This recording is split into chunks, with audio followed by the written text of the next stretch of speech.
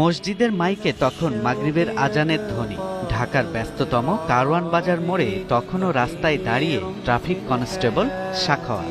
এক হাতে ইফতারের বাক্স, আরেক হাত দিয়ে যানবাহন নিয়ন্ত্রণ করছেন এই মানুষটি।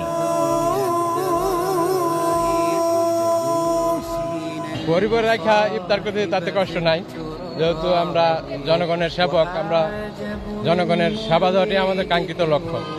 এই হিসেবে আমরা কষ্ট হলো আমাদের মাঝে আনন্দ বিরাজ করে। সাখাওয়াতদের মতো এমন মানুষেরা সারাদিন রোজা রেখে সচল রাখছেন রাজধানীর রাজপথ। রোজা রেখে অফিসের শীতাতাপ নিয়ন্ত্রিত কক্ষে বসে যারা ইফতারের আগেই কাহিল হয়ে যান, সেখানে ট্রাফিক পুলিশরা পেতে পারেন সুপারম্যানের তকমা। আমরা চাই মানুষজন খুব সুন্দরভাবে বাসায় যেতে পারে, ইফতারি করতে পারে, এবং এটা আমরা একটা ইবাদত, ডিউটির ফাঁকে ফাঁকে এটা আমরা একটা ইবাদত মনে করি। তবে আমাদের এই কাজের জন্য মানুষজন সুস্থ সুন্দরভাবে বাসায় যে ইফতার করতে পারে, এটাই আমাদের আনন্দের বিষয়, এটাই আমাদের ভালো লাগে। জনগণ বা